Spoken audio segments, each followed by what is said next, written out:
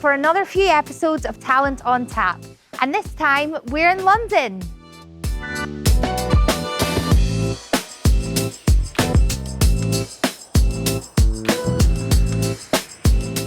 Today, we're talking to Matt Ramos and Alex on from Thor Recruitment Agency.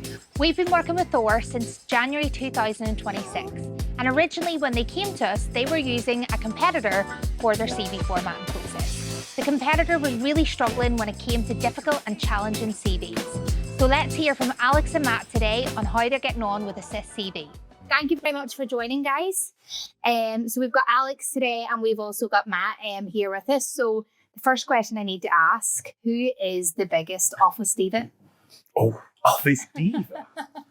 Biggest princess? Oh, it's got to be you, surely. And I need examples.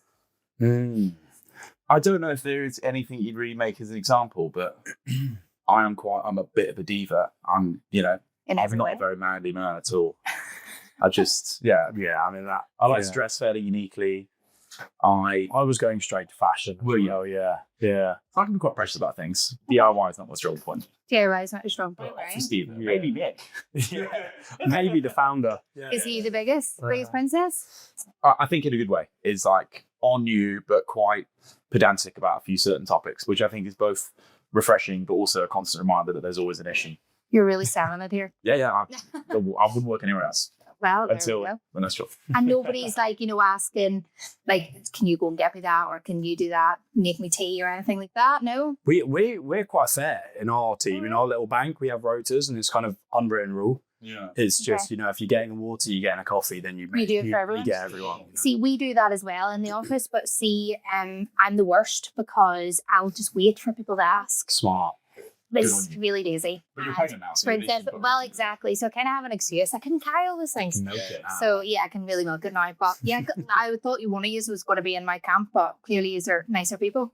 Oh, would you pretty chill up? Yes. Chill out. Yeah.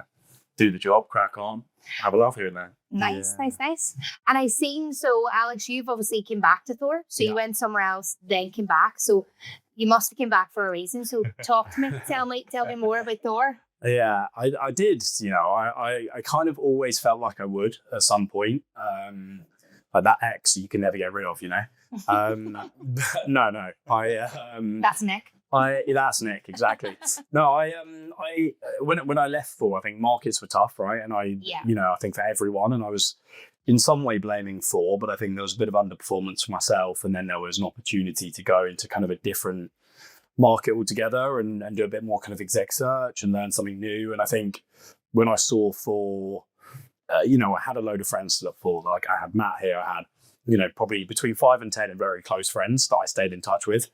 And I saw a bit of a rebrand with Thor, a bit of a kind of a pivot in markets and the different brands that we historically had, which was, 3 or 4 businesses globally and operating in different areas were kind of brought together. In quite a unique way, I thought. And I met with Nick, had lunch with him, and he kind of presented it, and I'd known that people were performing really well. Like I could see a lot of the figures people were putting up and some of the clients that we were signing and the RPOs and things. And I was like, okay, cool. I really did leave at a shit time, really messed up. So I came back for that reason. I think it's been a great decision. Yeah, I think as well, it's so easy to kind of, sometimes when there is underperformance, it's easy to blame different things, 100%.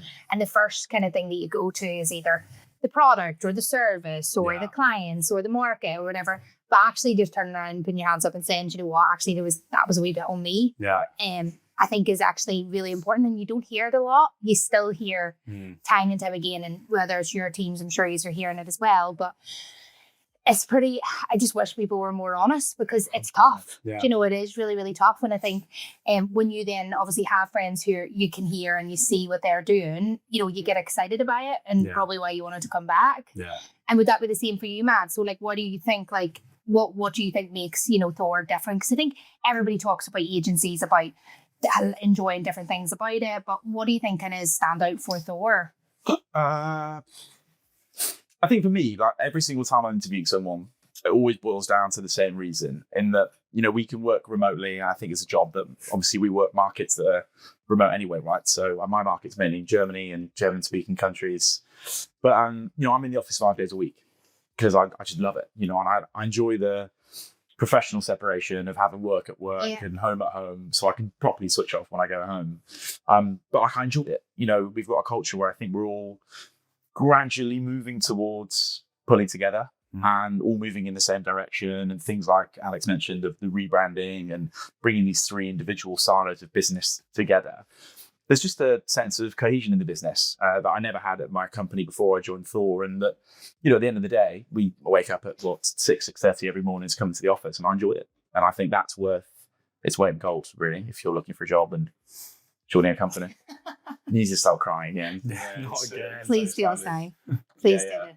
The unison of our 3 business units all into one. I really need that. United under the Holy Trinity. Down to this. Yeah. Like that. That needs to stay in. Yeah.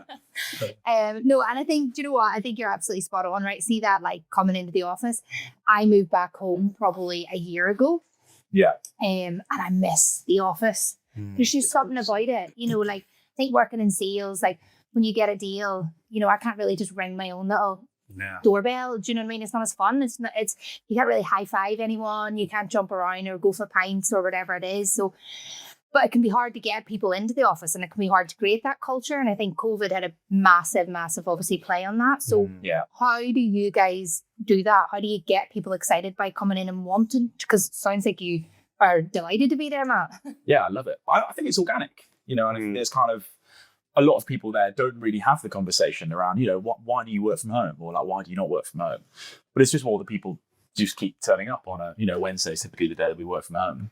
But gradually every week you start to see, a few more faces in the office. And I don't know. I think that we've got, we're not one of those businesses that I think is so KPI driven. I mean, I think everyone says that. It's a bit of a cliche thing to say, but, I think we've got a nice blend between the autonomy of having your own responsibilities to run your desk how you want to, but also enough people in the business that create that high performing culture that I think is just kind of infectious maybe towards other people. So I think when a few people are really on it, it creates a bit more of a buzz and energy in the office that people want to have that synergy with and connect with, I guess. Yeah. And is that the same for your team, or is that company wide? That's company wide, yeah. I think it is that, and it's like we normalize. I think a lot of firms, from what I see, and obviously where I've been, it's like you're either 100% locked in, KPI driven, no one chats, or you're 100% social. Thursday afternoon, let's go bowling. Yeah, and like, sorry, good example. Like, it was great. We really enjoyed it. Yeah. Again next week. No, but we normalize the like hard work and normalize socializing, I think. Yeah. And it's not like, on Thursday you go have a big blowout and that's that. I think everyone is friends, and like if you wanted to go watch Crystal Palace play on Tuesday night, like there'll be a group doing that. And if you want to go play paddle at lunch on Wednesday, there'll be a group doing that. Yeah. So the social is always there. And then it kind of, we normalize the hard work alongside that as well. It's not like you work really hard for 3 days and you blow out and that's that. So I think it kind of brings everyone to the same level of like, the stress is kind of off because there's always a social, there's always a friend to rely on. So no one's stressed or worried or anxious about coming to the office because you've got all these good things in your day. But at the same time, when you're in the office and you're there are high performers around you, and there's people who are dialing 200 times a day, or there are people who are billing, hundreds of thousands a month. And you're like, okay, you see that? Cool. I'm in the right place here. I'm happy. Yeah. I don't feel stressed, but I can make a lot of money here. So I think that's what we've got, really. Yeah, you have cracked that. And I think that's super important, because when you see success or you see high performance, it makes you want to be that. It makes you want to be better. Whereas if you're kind of sitting there and people aren't doing the calls and things like that, it's really, really not ideal. But you mentioned something about paddle, and I feel like paddle is just everywhere right now. Are you big fans? Are you paddle players? Yeah. But I think there's 2 types of paddle player. Right, okay, interesting. I think that we're one, we come from a tennis background. Yeah. So I think I started playing tennis at 4, you around that, exactly. So we used to play tennis at a pretty high level. So I think that when you come from that, it's almost a fairly organic transition into playing paddle, because all the motions in play. Or you've got the people that I think just got into it because of the craze. A bit of a craze. Yeah. You have racket sports, table tennis, badminton, paddle, tennis, whatever it is. You do it all. Yeah, do it also. Exactly. But paddle, I think, is just it's really user friendly, and I think there's a lot of room for error in terms of or like scope for ease of facilitation for new people playing. But it has become like it's crazy. It's went mad. Like I feel like anyone I speak to now is not going on golf days. You know, like it used to be like, and I kind of hated it because like I can't play golf, so I'd be like, no, thank you. But there used to be people going on all these golf treks or golf days, especially like with your like clients, right? That is what you guys would have been doing. But now it's like paddle mornings and then breakfast, which very much is more chilled. Yeah. And I think people enjoy that, but like, well, maybe chilled in the sense that it's not a full day. Okay, yeah. God, is it? Offended you there. He was saying it was a bike accident. It wasn't. Yeah, exactly. It was paddle. It was you that did Threw it. my racket at him, yeah. Best shot you've ever seen. Yeah, no, I think it's like obviously golf, you've got to leave the city, right? A lot of the time. Yeah. You've got to go to the course. It's more accessible. A long way and it takes 5 hours or something, but you can have quite an intense game of paddle for an hour, shower back in the office, and you can do it. And we do that every lunch. So we encourage, so you get an hour and a half lunch if you go and exercise. Like it's something that we're kind of big on to get people feeling good for the afternoon. And there's a paddle court in Vauxhall right next to the office. So you can do it. We've jumped on the craze. And you're coming up to second seed now in the office after me, aren't you? So something like that. You're getting better. Slight injury. You're improving. We'll be so back. But like we played on the weekend quite a few times as well. Gone to like Chiswick or where we go last time, Borough, was it? East. You're somewhere around there. Neck of the woods. Yeah. Nice. So big paddle players over here. And next time I'm over, then we'll definitely have to play. 100%. I can't play. C's would absolutely hate playing with me. Maybe I'll watch. That's fine. Clap. Yeah, that's fine. For breakfast or something. Maybe you can go with me, so it'll be fair. You can just suit it yourself. Nice. Well, I think it's mad that it has really changed. It really, instead of that golf, like you just keep hearing it time and time again. But yeah, for sure, it's not quite there in the US yet. I would say no, not quite the same. They love pickleball. Yeah. So you get a lot of golf still at the conferences and stuff, and you get a lot of pickleball. But do you go over a lot? Do you remember? Yeah. We do. I mean, we have an office there. We have a team there as well. So, and we're actually, we're hiring based on our kind of market pods where the demand is, and hiring people in market so that they can have like ultimate face time with our clients. But we do. I go over probably, I'd say minimum once a quarter at the moment. So it's Miami in 2 weeks next. In 2 weeks? Yeah. That is delightful. Tough life. Such a tough life. I know. Yeah. How long do you go for? A week normally. Yeah. So nice. Yeah. I get to come to London, Birmingham. It's not bad. London's not bad. London is great. The sun is delightful. So much better than Belfast. But I think the whole America thing right now, obviously everyone seems to be doing that. Mm-hmm. Did you guys start with a base here in the UK and then build that out, or how did that work? Yeah, so I mean, Thor originally was like a Scandinavian business. We focused purely on the Nordics, Scandinavian region, based out of London. And then quite soon expanded to the US. I think it was probably 3 or 4 years into Thor that the US. I believe so. I think it's 2016. Yeah, off my head. Okay. So we've had quite a few offices. We've been in New York and had an office in LA as well. Had probably about 50 heads in the US when it was at its peak. So it has been there a long time, but the hub, the central, like the heartbeat will always be the London HQ, I think, because we, coming together with this mission critical, we've got a few brands that operate across Europe and then a global, we're a global mission critical brand really, but London will be the hub. And you mentioned when we were downstairs, obviously you guys do a lot with tech, so different technologies and things like that. So talk me through more like your process. Is that sort of, is that business wide? So everybody across all the different teams then get to use like products from the get-go, or is that just kind of like if you want something for your team, you can bring that in? How does that kind of work? Yeah, so I can start. So it's business wide. So we'll business-wide, everyone who comes in, like I think we see the importance of tech massively. Like, Audra being a prime example, how much time you can save on that. But I think a lot of people, the way I look at it is a lot of people, you if you were to hire a new employee and you invested a couple of hours into them and then they didn't give you results, you wouldn't give up on them. But I think a lot of people with tech, they do that. They're like, let's try this product. Oh, we've given an hour to it. I haven't done a deal from it yet, or I haven't got a CV yet. So we won't use that one. We'll try another one. And I think you've got to like, the more you use it, like the return on investment from a good tech product compared to a recruiter, it can be huge. It can be massive. So I think we're really, very big on getting that right and making sure that if we believe in a tech product, then everyone has it. And constantly trying to improve and find we've got an amazing, we've got Odro, which does an amazing job for us. We've got other kind of sequencing tools that do an amazing job for us. And it's always just trying to find that next tool that's going to add another element.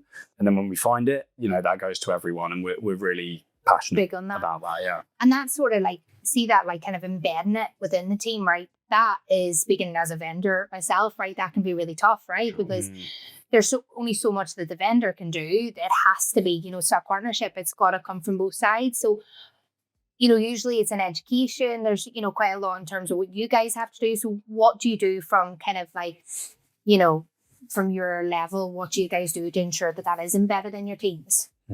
I think the change management and language that you use in terms of adopting tech is, it differs, right? And I think, you as a vendor are dealing with people, and, people are unpredictable and unreliable. But I think when introducing anything, I think you have to focus on the value add, right? So I think pertaining to different people in the business, if you've got some people who are very delivery focused, and if you're introducing a new tool, you've got to change your language and manage their expectations around the values specific really to them.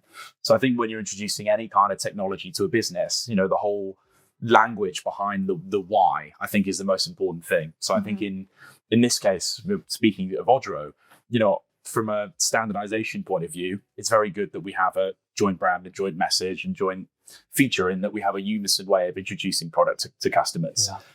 But also, if you've got a more junior consultant that's in the business who doesn't really see the value, or it takes whatever, they don't see the need to personalize and standardize CVs in terms of introducing them, well, then it's more showing people why it's important. So instead of saying all of our CVs need to head out in this format or we're not sending them, it's more like, well, this is why it's important. So we think we use tools as a way of also coaching a bit of entrepreneurship and innovation within people. But I'd say, transparently speaking, like it's not really been that difficult, I think, in our business to inspire people to make use of tools and technology. I think it sounds like you guys are bringing them on the journey. So it's not really like, because sometimes you can see people like, if I'm rolling something out into a business, like sometimes I speak with just one decision maker, CEO, he makes a decision and that's it. And then that's when you get friction. That's when you get people who are, pissed off or annoyed that they haven't been, brought along in that conversation. So it sounds like that's clearly not the case with you guys. And I know obviously from when we first spoke, that wasn't. So you mentioned obviously you guys are a customer. So you use Odro AssistCV. So when we first spoke, it was back probably 6 months ago now or so, I think. So 6 months ago now, you guys have been using AssistCV. So you first came to us, it was Alex yourself that reached out, and you guys were having a particular kind of problem when it comes to like difficult PDFs, CVs that had the worst in the world, those tables and 2 columns and all those lovely things. So obviously then you chose to work with Odro. So talk to us maybe a little bit more about like kind of what you used to do, why it wasn't working, and what made you then want to make that change. I think, we tried, we saw problems with obviously doing it by manually. Like that was a massive time consumption. That was painful. It was going out with old branding, with the wrong address, with wrong numbers, headers, footers, everything. It was awful when it would take half an hour per consultant to get a in-depth CV, given that we're all in these kind of mission critical space as well, where people have, project lists and things like this with tables that 2 pages long, like that was awful. And trying to do that by hand was we had to change. Yeah, that we had to. Yeah.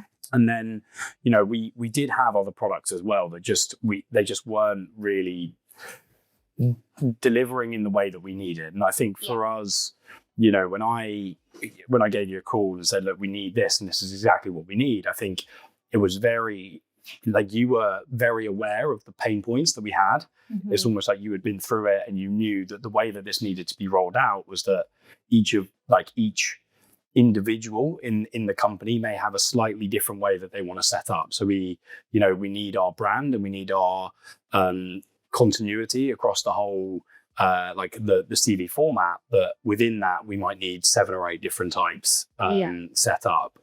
And I think that helps with the buy-in as well that we were talking about earlier, having one team leader from every bank on the sales floor involved in the call and saying exactly what they want and why they want it. And then the next day that being set up, and then they're like, everyone in the team's like, what the hell, how did that happen? And kind of thing, like, great, I'm in. I think that definitely helped with the buy-in. But yeah, I think we came with we knew exactly what we wanted. We needed it done very fast. Yeah. And I was 24 hours, I think it was. I think I was quite aggressive. I didn't mean to be aggressive. Demanding, maybe. Yeah. Apologies. But you know what? It was 24 hours and it turned around amazing. And that's why we're still, thrilled with the product. So Yeah. I think, when you mentioned there about knowing the problems, we've been in the kind of CV formatting world now for a couple of years. So I feel like, you kind of got to know the problems, especially with your customers. And even when we test different CVs and do that live for customers or even for potential customers, that's when you get to see it. You get to see straight away when someone's got loads of pictures, tables, projects, as you say. That's where, we actually had to change our product, the way in which it worked, because originally it was very traditional parsing. So it was very much, there was rules in there. It didn't always bring the information across. And about a year ago is when about maybe 18 months ago, is when we actually changed that. And obviously that's what you guys are benefiting from now. And Matt, is that the same for your team? I think our role kind of is this, I think between Alex and I, we do quite a bit of sales leadership, and I think, kind of helping, run things like sales days. And I think we're always as vocal as we can be around the sales floor, I think, to inspire best practice adoption of tools. But, we run a few incentives, Shan, Project Essence. Yeah, it was good fun. But just, I think our way of, we had 1 week, for example, that was based on, automation and adoption of technology and tools. Okay. So this is, I think, around about the time that we were really pushing or drove forward in terms of actually we incentivized and made a company-wide campaign and composition, I guess. Yeah, big prize from it as well. It was a club lunch. It was like a club lunch, like a lunch club. Nice. So using the product star restaurant. No, you take it. Nice. Don't you? Yeah. That's what Odro does for people, man. Join. Club lunches. Exactly. But yeah, so that's, I think from the, introduction point of view is fairly simple, but I'm a tech guy. I mean, all my recruitment career is all in technology. So coming from different ERP systems and AI and data. That's kind of the irony of it, is that through my network and consultation to my customers in terms of their best practice adoption of even people or technology, it's kind of a no-brainer that we're also then applying the same principles that we're recommending to our customers, So I think through people transitioning to cloud-based technologies or, more modern AI infrastructures and using AI for automation and stuff like this, it's just you kind of have to practice what you preach, So I think for us, it's a fairly simple transition of becoming a data-driven, data-led organization through predictive analysis, and rather than forecasting off gut feeling and finger in the air philosophy, it's more using technology to do that. And I think the biggest thing for me is, and this is the way that I push Odro, I think, within the business, is that it just gives us more time to sell, more time to create relationships, more time to drive our customer progress forward. And spending time doing admin in 2026 it's just not on my bingo card. No. You know what I mean? So I think just freeing up people's time to do the job. And we've got a hell of a lot of skill in our business, and I think it's a shame when you're just limited a little bit in terms of right, well, I've got a load to do, we've got a load of customers that have a load of live jobs, retainers, RPOs, but I've promised that I've got to have these 6 really standardized, well written out, well mapped out CVs by the end of the day. And I'm looking at my calendar and I haven't got a minute in between. You to actually do it. Exactly. So yeah. And it's also the least fun part of the job. It's horrendous. Horrendous. It's so boring. Whereas it's people, you come off a call with a client or a candidate and you're buzzing. You've got that feeling, where you just want to do it over and over again. Nobody really wants to format a CV over and over again. Maybe using AssistCV, but it's pretty fun. There we go. Sometimes I do wait to see how many seconds, and I try and guess how long it will take. Right. Okay. But that's just like that's just me coming through. Yeah. Okay. I use it at home sometimes. Just what's he going to do with this? That's how you spend your time. Oh my God, love that. And what would you say has been the thing that's maybe like improved the most since switching? Would it be, Matt, for you, that getting to spend more time with the candidates and clients? Or what do you think? Yeah, definitely. But I think generally speaking, for me it's two reasons that I think are just really stand out. One of those is that at least there's a uniform sense of how we're distributing talent to market. But it's also little things like, just formatting normal documents in terms of like letterheads and stuff like this. Yeah, we can just pass in the information. And, I think, of course, using like a, whatever built-in AI and generative AI tools that exist, you can very easily just mitigate a lot of the time spent just in terms of, number one, having everyone working in the same format. So all your CVs have the same font, and a font's a big one as well. I imagine how many times, we had to go back through editing fonts and and it's just literally drag and drop it on bam, it's ready to go out to market, give it a quality check and then it's done. Yeah. And as you mentioned, I think our jobs are hard enough as it is at the moment, and it's no secret that markets are tightening and confidence is low, especially in Germany. It's been like ridden with recession. There's a big market for me historically. So, any time that I can spend actually formulating long-lasting relationships with people, getting to know people, connecting, focusing on the top 15, 20% of our responsibilities. Nice. Is you're never going to turn that away. Yeah, and I'll just add to that there's a lot of noise at the moment in the market. I think there's like, everyone's trying to move to similar markets, and sure, there's loads of volume now through CRM systems and through different campaign sequencing tools and things, where there's so much noise. And we speak to hiring managers and ask them like, look, how many resumes have you had this week? Where are they coming from? All of these kind of things. And actually, I think they're saying, well, I've got about 150. And if you're sending them out like everyone else and they're not pristine, then you do look a bit crap, to be honest. So it does have to be pristine. It does have to have a brand on, and it does make a difference. I think people do buy into, they trust the quality of how the resume looks. Yeah. I'm switching between CV and resume here for Europe, US, but it means the same.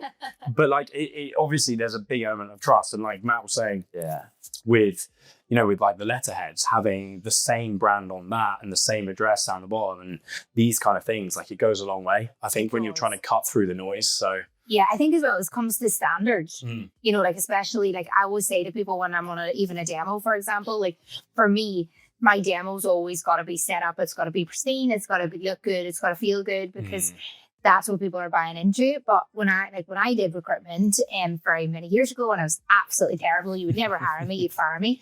But I was honestly so bad.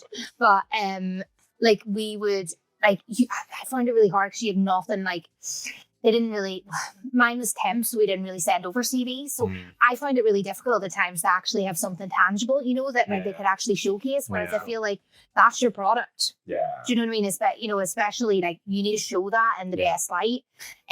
Especially the people that you're reaching out to as clients or potential clients. Yeah. Well, I think the most important thing is, recruitment's like tip of the iceberg. I think no one realizes how hard we work behind the scenes in terms of, most of the placements that I do in my line of work at the moment are referrals and recommendations. So, you have to earn the right to be recommended to somebody's network. And again, I think in times where the markets are inflated, it's very competitive. You are kind of what you sow behind you. So all of the kudos and, whatever credibility that you have in the market is usually from people. And, the most important thing about that is that at least we can showcase good quality products that customers are really paying, potentially up to $50,000, 50,000 euros for. So it needs to look smart as well. Yeah. But, all people will see is you've just kind of, you've spoken to a guy and you send me a CV and we're going to pay you 40, 50,000 euros for it. But at least I think it gives a little kind of elevated sense of the value of all of the work that we've done, of the below sea level conversations. Exactly, because it's slick, it's clean, it's sexy, and at least we're presenting our product in a way that I think matches all of the incredibly hard work we've done to sustain this network over so many years. Yeah. Can't send an invoice out for 150k if it's Comic Sans and would be cool. It would be cool. Definitely just deny. We have a lot more recruiters if it was that easy. Exactly that. You make it sound very simple if it was like that, to be fair. Yeah. When we were talking about this, what were we talking about? Maybe it was with someone else, but I used to get messages every single day, maybe like 4 or 5 on LinkedIn around, different opportunities within my IT background by way of other recruitment companies that are hiring, head of SAP here, head of SAP here, head of IT solutions, whatever. But we've really noticed that the number of that has plummeted hugely. So I think whilst you've got these really high yielding markets, I think the people working in them are shit hot. So I think that's why it's even more important that we can stand out and differentiate ourselves as much as possible to be competitive. But like you said, I think that it's made difficult with all this influx of technology, and whilst AI is a very broad and undefined topic, we have to keep that human element of what is very standardized, sexy, slick, going to market, solving solutions, and it all kind of culminates into one. Just one thing I'd add to that as well on the same topic is like, that people are very good now in a few markets, and you have to be to do well. And I think we're seeing that, I know we use CV Assist as a product, but actually the thing that opens doors a lot of the time that allows us to kind of prove how good we are isn't just the CV.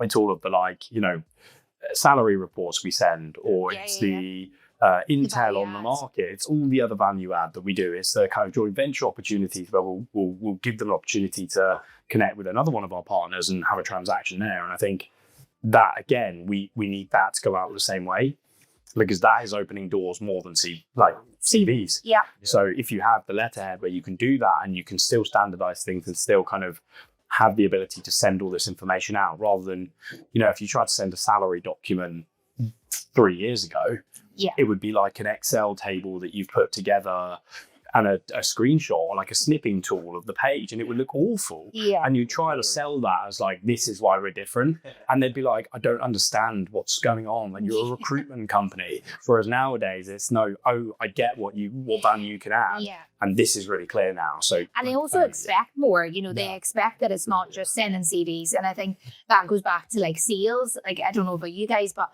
I think that what we did like 5 years ago, like that seems like a dream to go back to, because it was so simple. It was really easy. It was like, okay, I don't mean really easy, but you know what I mean? It was a lot simpler of times. Whereas now, for that one deal, you're having to do so much more work. There's more conversations. There's more, as value adds that you're having to do, joint ventures, all those types of things. Like, I think it's why you see a lot of like recruitment events are now smaller. They're, a lot more intimate. It's dinners, it's round tables, it's breakfasts, it's all those different things, because people want to have those kind of intimate conversations rather than just speaking to a big room. Yeah.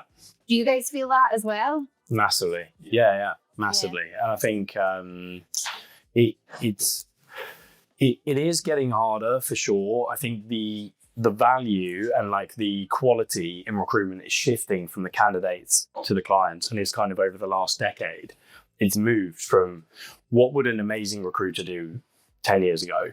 They would find the best candidate in the market and send a CV on top, and that's the deal. And if they do that again and again and again and again, then there'll be £1 million biller, and that's that. And you'd be the best. Now, the best recruiter is the one that can open up the most clients and have the tightest relationships with them. And I say the most, it doesn't need to be the most, it's the best. It's the ones that work with you, that give you what you need, that pay, the invoice as well, that have the right fees. And actually the skill has moved from this side of the candidates to that side of the client. So it is tough, but it's just a different skill. And that's why something like, using the right product is so important now, because the standard isn't someone looking for a job who needs you. It's kind of someone who's had 10 years of shit thrown at them from other recruiters who doesn't want to use you, and you've got to win them over against the other 1,000 people that are trying to win that same person over. So it's tough, but I think it's it is like, the saying, the cream will rise to the top. Like it is that. Like if you are good and you believe, like you work hard for it, then you get there. Yeah. Yeah, times of just like Sorry. No. I mean, it's too deep. No, you hit home. But I can relate. Yeah. I think it's more in the sense that I'm trying to find a way that doesn't sound cliched or cringy, but like we try to obsess as much as we can over client service, and I've gone all the way through the weeds trying to find something innovative just to try and find a way to show value. I think even at times where customers aren't hiring, a lot of people will just say, fine, cool, we'll let's put a diary invite in for whatever 4 months time and we'll catch up on hiring needs. But I've gone on LinkedIn Recruiter and like downloaded and created a report around all the people in their company open to work, and then sent suggestions over around, I've noticed this person's open to a new role in the US, but actually you're based in Germany, then maybe there might be a conversation you can have in the meantime to protect someone of that level of authority, etc. And actually, funny enough, I got my keys are somewhere over there, but I got sent a guardian angel for one of my customers. Yes, after my bike accident. That is so sweet. It's sweet, isn't it? Yeah. We were laughing at the bike incident. Yeah, you've got a lovely guardian angel. I'll cry, exactly. But I was in a black eye sling in a meeting, and I think they just said just our token of appreciation to say I hope you'll recover well and maybe you could use some extra luck. That is so sweet. Exactly, but we haven't done a placement there in well over a year. But I think it's all about sustaining your outreach, keeping your product and your time slick, and finding the value add. And I think people are very transactional in recruitment around, conversation, CV, interview, deal. But how can you become a partnership? And, like you said, it's all about protecting relationships as much as you can, but actually showing that, well, what do we do differently that other people don't do? So that actually when shit hits the fan, you've got a really urgent job or you've got a very critical business need, who are the people that we see as partners, not as external vendors, that we can really trust, who is act as more of an extension of our internal team in terms of seeing from the same handbook, rather than being a external kind of pushy introduction of talent within your business. But how do you make a way to make it seem more organic and I think you're right. I think see the relationships that you don't do business with always, they're more special when you do it. Exactly. So that one there that you haven't done business with in a year, when they do need you though, it sounds like they will come back to you because they know you, they trust you, they clearly like you, they're sending you presents. Well, yeah. Quite jealous of that one. No, don't be. Yeah, but good work. But it's just, I don't know. People are in the job for different reasons. I'm in it because I'm just a relationship guy. I love getting to know people. Get a few beers with me, and I'll be out at the pub, and I'll go with my mates, but I won't be with them after 20 minutes. I'll just be trying to, Yeah, that's the best part of the night. Yeah, exactly. But I think I treat my job the same way, and I think for all intents and purposes, our job is shite. Seriously, again, I touched on it earlier on. We work with people. People are so unpredictable, so unreliable, and you think somebody after a 11-month interview process, and then they take a job that they're actually already have lined up for 6 months anyway. So people take the piss. I know, and that's soul destroying. Yeah, it is. But you become battle hardened to that, I think. But what's important is that. Well, actually, I think a lot of the introductions that we've successfully made haven't really been driven on coming into a conversation saying, look, I'm working with the best company in Europe. They're going to change your life. But it's more that you spent so much time getting to know somebody that actually your recommendations are really based on this kind of evidential discovery of who they are as a human being. So actually you're saying, well, originally I thought you'd go and work with this larger transformation partner or a big consulting company. But there's this, small company in Munich of a 30 headcount that you would love the CEO. He's such a cool guy. He loves beer, he loves tennis, he loves Bayern Munich. So, why don't you just meet him and have a chat? And then, that was one of our last placements in March of a big value placement. But I just knew the guy. Do you know what I mean? We had so much time together.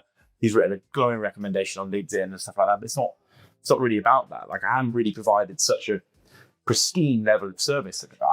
I knew the bloke. He was a great ad. We really had hit it off, and I took the time, I think, to invest in getting to know him and matching personality rather than. But I think that is the level of service that not everybody gets, or not every recruiter, does. That level of service where you got to know the person and then were able to match that to the CEO, because that's why people stay. That is why people stay in jobs is for the people that they work with. Yeah. It's not really like, as you say, right, the job shit, right? Yeah. But you're doing it for a reason. Like, you've mentioned Nick a couple of times. You've mentioned the culture. You mentioned why you love going to work.